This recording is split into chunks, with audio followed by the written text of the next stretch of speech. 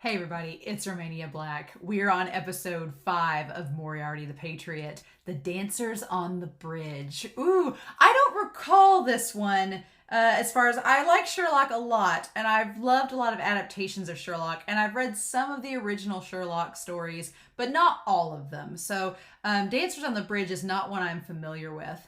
But the last episode, A Rare Breed, it was a great standalone story, and it helped to kind of further solidify just the consultant agency that Moriarty has started, and Albert and Lewis and Moriarty's views of kind of society in general, especially the noble upper class, and just showing how just awful and disgusting some of the aristocrats can be. It's like, man. But I do appreciate these standalone stories. I feel like this series is gonna have a lot of two-parters. And so, because some of you have said in the comments, there's a lot of two-parters, and I'm like, dang it, that's going to be hard waiting weeks in between to get those two-parters. So the standalone stories, I'm fine with, because that means it's a nice little wrap-up, and week to week, I don't have to feel like what happens next. So this seems like a standalone story, because usually I'm wondering if it's going to be a two-parter, they'll have the Act 1 and Act 2. But yeah, I like this series a lot so far. I like the dark edginess of it. And like I said in the last reaction, the idea of them like creating crime in a certain way, but is it a crime? Because if it's a perfect crime, you don't even know it's a crime. So it's like, and still, we're 5 episodes in. Are we gonna get Sherlock yet, or are they gonna save that for like mid-season? I know that this series is technically 2 seasons. The first one is 11 episodes long, and the other one is like 12 or 13 episodes. And so it all ends up being like 24 episodes altogether. I'll probably on my channel just call this season 1 and just leave it, just say Moriarty the Patriot episodes 1 through 24. I probably won't separate them into seasons, because that's technically a core 11 episodes. That's technically the halfway point of a regular season in a core. So even though there says season 1, season 2, I'll probably just leave it all as Moriarty the Patriot and just go from there. I don't know yet. I may say season 1, season 2. I haven't decided. But it just, I don't know. On Funimation, it's listed as like just 24 episodes. So, or may say Act 1 and Act 2, or Act 2, who knows. But anyway, I'm really excited to get into this episode. I really am enjoying this series so far. It's been a lot of fun. I'm excited to see what all we have going on in this. So, with that being said, let's start this episode, shall we? The Dancers on the Bridge. I just want to hear the OP. I really love the OP a lot. So let's do this, shall we? We're going to start this episode here in 3, 2, 1. Let's go.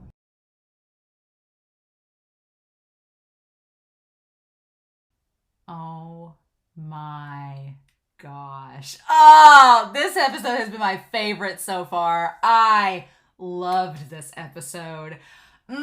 When y'all said Kuro Daddy, you were not lying. No, sir. No, sir. This show getting quite mature indeed. Very mature, and I'm all about it.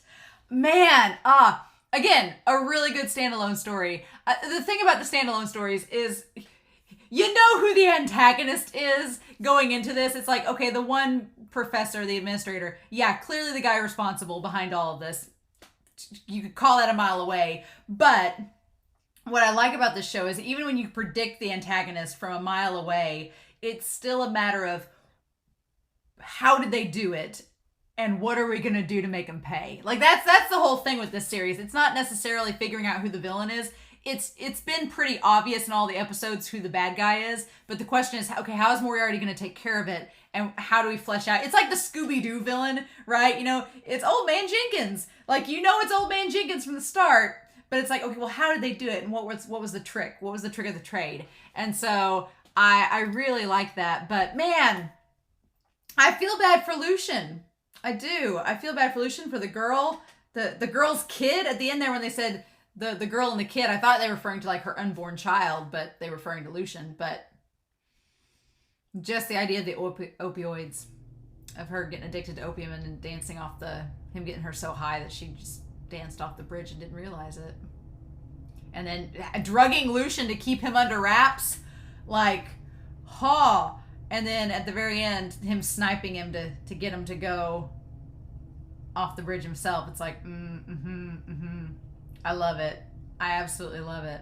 But Dang. So I feel for these characters, especially Lucian and the girl. So I want to bring up Joe Fyodor. Joe Fyodor, thank you for this. I'd been wondering what the crest, the family crest meant.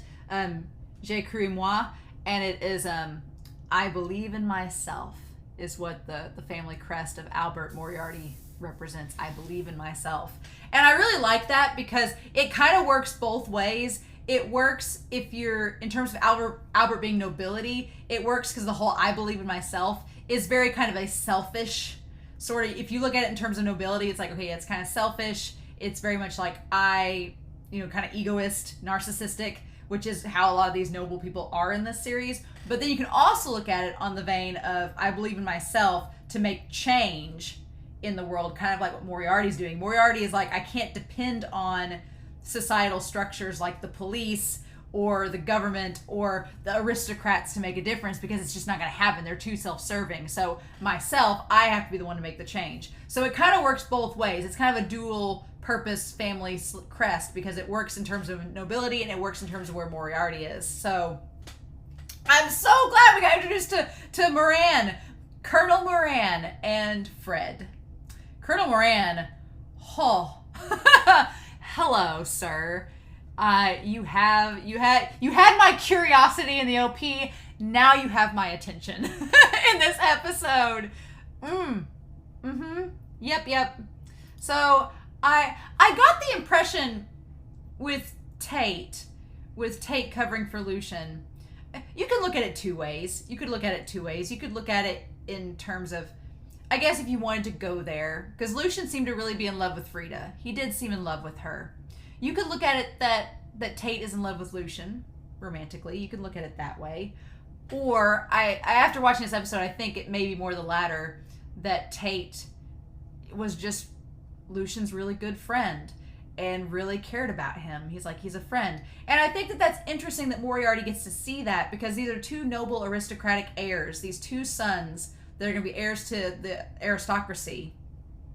You can see that. And Tate represents someone good. Like, I'm glad that so far most of the nobles we've run into have been like slimy and loathsome and disgusting, but Tate and Lucian genuinely seemed like good people. And I like that representation and that reminder to Moriarty in the moment that, yeah, there are good people in nobility, but there's also really bad people. So they're trying to just get rid of the really bad people. And so I like that. I like that Tate and Lucian kind of represent the better sides of nobility that we haven't really gotten a chance to see in this series. I like that. And I like that Moriarty's like, you should treasure those bonds. When Tate was first sneezing, I thought that Lucian might have had something to do with her death, and Tate was trying to cover for him, and then being out in the rain or the fog gave him the sneeze. But that's not the case. Tate turns out to be totally innocent. He just got a beer thrown on him. So there's that. And Lucian turns out to be innocent. He's just been drugged and kept up in a brothel the whole time. So I like that Moriarty tells him to treasure those bonds, because I feel like Moriarty watching him in that moment, he kind of, and there's also that thing, I'm 100-fold more cross than you may think. Like, Moriarty knows for these college kids to turn on the evil stare, like the glare, being like, tell me what you know or I'm going to be very cross, and you don't want that. You won't like me when I'm angry. So I like that he does that. But I felt like Tate in that moment where he says, well, he's my friend, that represented kind of like Albert to Moriarty, that William can understand Tate's feelings with Lucian because he understands that between him and Lewis and him and Albert. So there's those bonds there. And when he tells him to treasure them, he's like, you never know what will happen. Like, don't forget about those bonds and how much y'all like each other. And then, of course, he goes to ask about what's going on, and the woman throws the beer on him. Yep.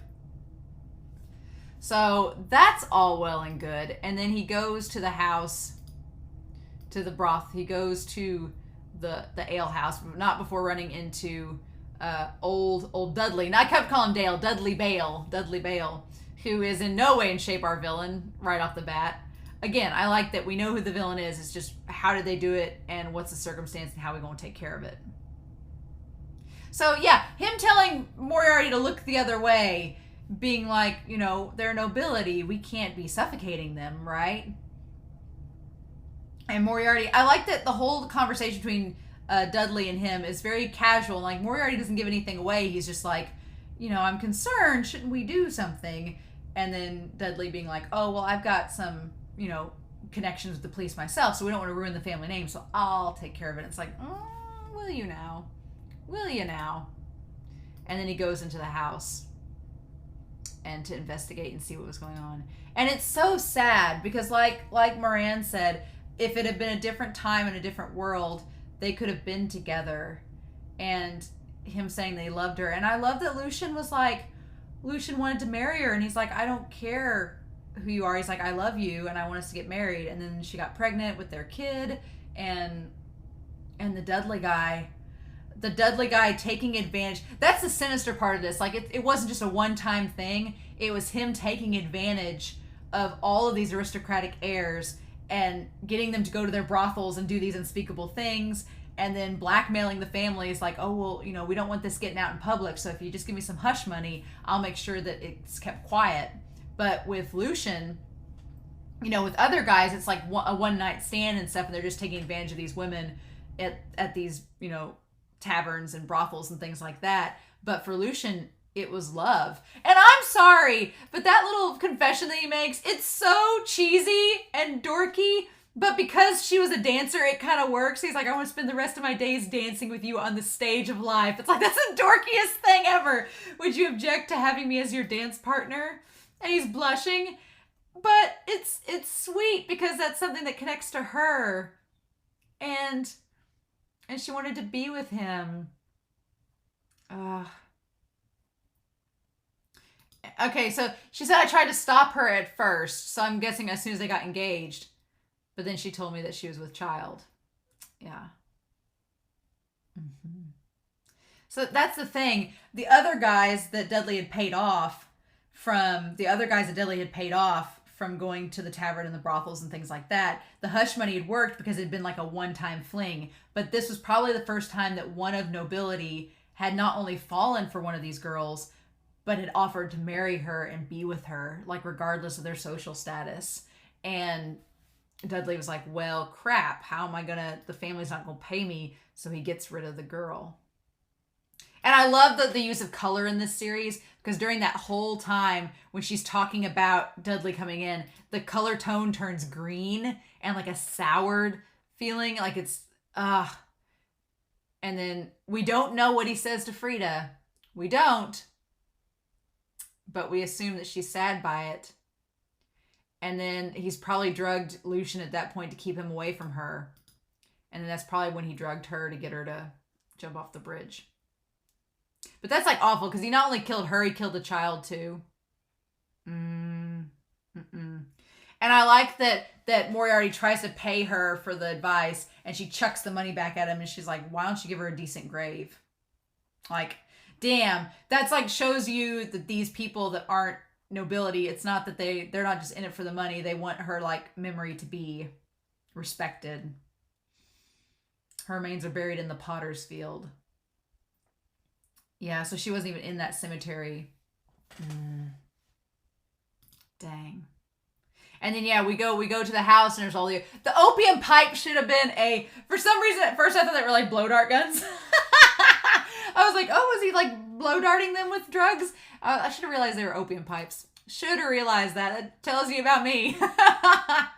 And then we have all the checks at the banks that the families have gave him. All the money, the hush money.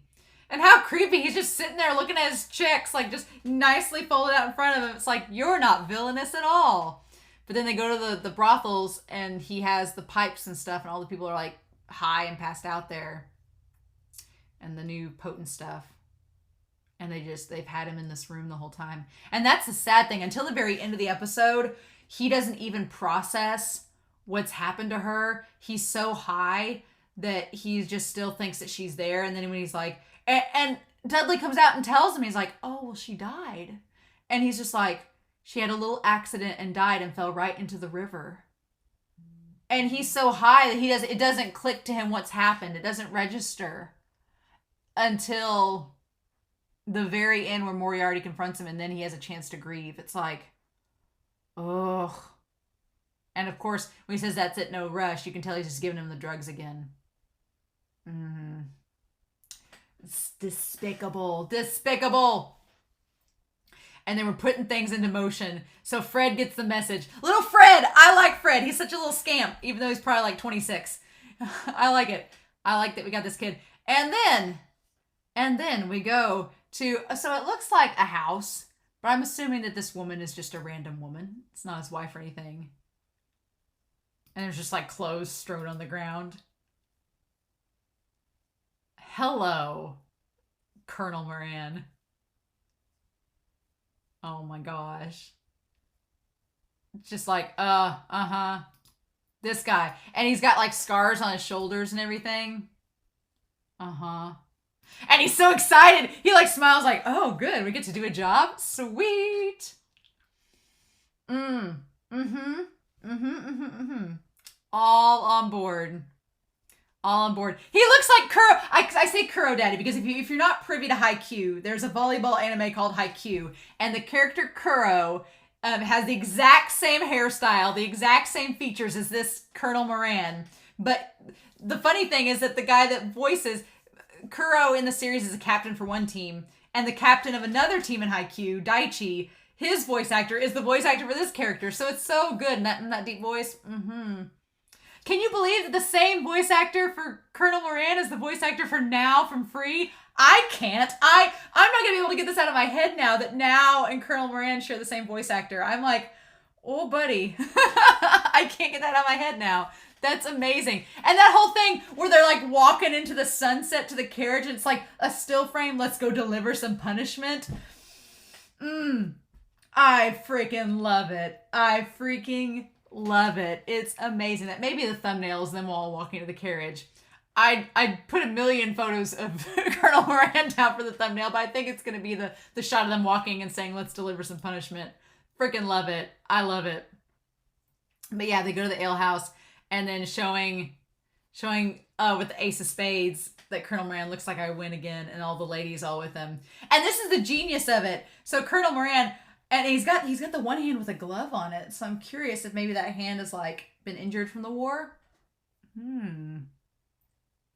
That's what everyone who's down on their luck says, that you cheated. On the battlefield, those were the blokes that died first. So he's been in the military, got the experience, you know. And then all the ladies, now that you've made all that money, how about we have a different sort of fun? And he's like, Colonel Moran's having the time of his life. He's getting to go have sex with a lady, snipe a guy, play cards and win. He's living the European dream. Clearly. And you know the whole part of it was all part of his plan. He's like, I need to get it to a vantage point where I can snipe the guy. So what better way to do it than to win at a game of cards and then just happen to go into a lady's room where I have the best window shot? Just happened to work out. I love it. And so then, so they got Lucian from the brothel. They got Lucian away, set him up here. Moriarty called Dudley out to set the whole thing up, and then Fred would come out of the river looking like Frida.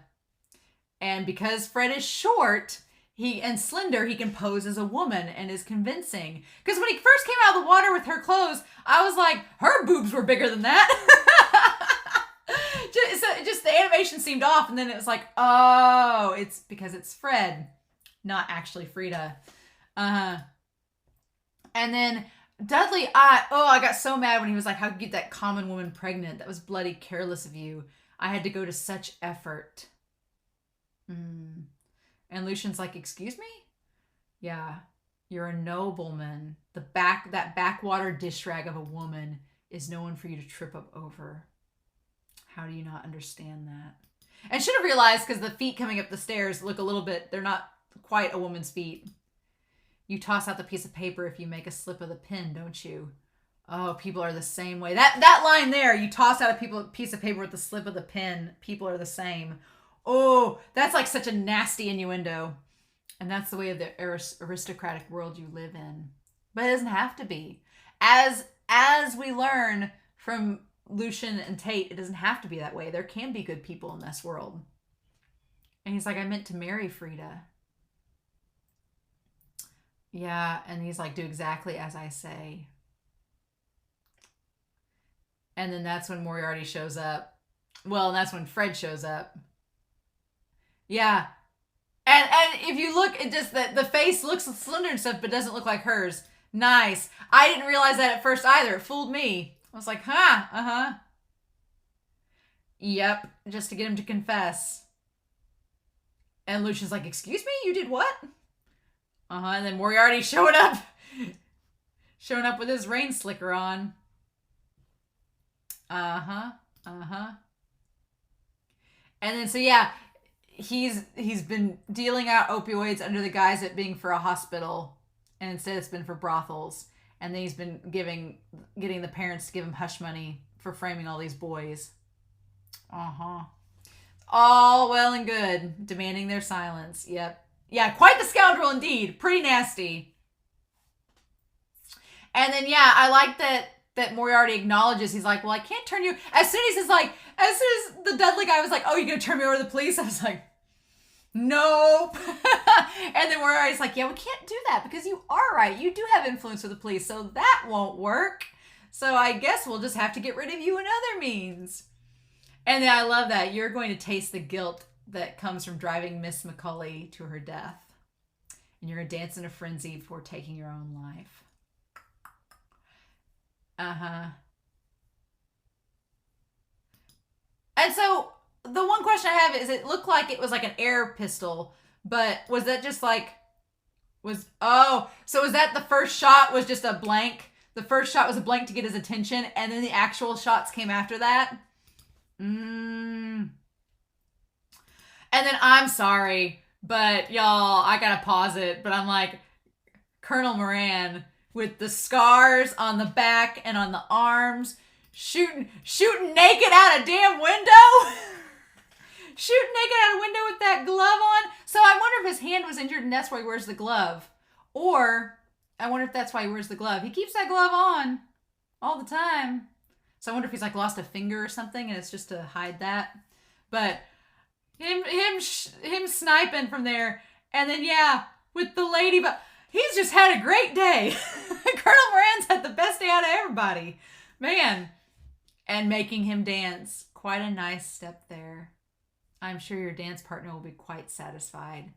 And his dance partner being death. And I like the representation of the purple-eyed, kind of like the opiates. I like the purples and greens used in this episode. It's really cool.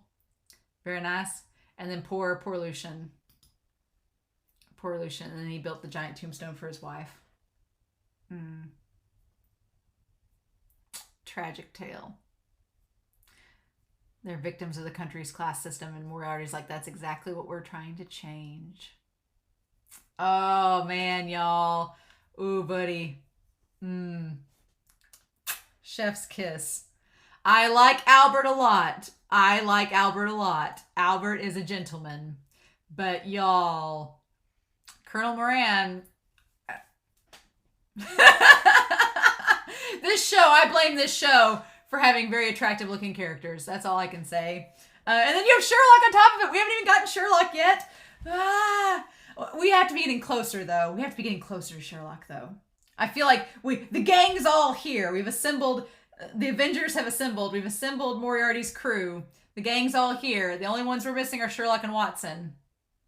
And they've got to come next, right? Right? So maybe we'll have another episode or two before we get to them. I feel like with this first season being 11 episodes, supposedly, that Sherlock will probably come in like episode 7. I've got a rule of 8. I've got my rule of 8 with series that are 11 to 13 episodes. So maybe, I don't know. But, so the ED, they say, among brothers, I haven't really paid much attention to the lyrics of the ED. Among brothers who bear the same crime, make a chance, trigger your inevitable stance. Get drunk on your accomplishments at the end. Don't believe in what you can see. In truth, there's no point in knowing. You only have one goal. Yeah. Interesting. But yeah. It's pretty exciting. I'm all for it. This episode was great. This has been my favorite episode so far. The gang's all here, so I'm curious to know if Moran. I'm curious to know if Colonel Moran and Fred are going to be like recurring characters that come to occasional missions, or if they're going to be like now they're part of the crew sort of thing. Or maybe they're just going to come in whenever a sniper is necessary or some brute force is necessary. Because yeah, that's been the thing. Albert can't really apply brute force because he is nobility. He can't really apply brute force. He's got an image to uphold. Lewis, and Moriarty. Moriarty doesn't seem the type that's violent. He orchestrates everything and is the intelligent one, but he doesn't really have the brawn. And Lewis definitely doesn't have the brawn because even though his illness is cured, he's still a bit frailer of the three. So you need a character like Fred who can nimbly get in and out of situations and also pose as the actor if needed. But you need a brawny character for your crew to do the muscle and the grunt work. And it seems like Colonel Moran, who's a former soldier, is like, well, I need to do something. So if this lets me, do what I'm good at, then fine. So, good episode. Really good episode, y'all. I'm excited. So with that being said, I'm curious to know your thoughts down below, what you all thought. I'm recording this a little bit early, so I can only imagine when we get close to this episode, y'all are going to be like, Kuro Daddy, it's time. Time indeed. So I'm curious to know your thoughts down below. I hope y'all enjoyed the reaction, but I hope you have a safe week. Stay safe. Have a wonderful week. And yeah, I'll be back next week with episode 6 of Moriarty the Patriot. Bye.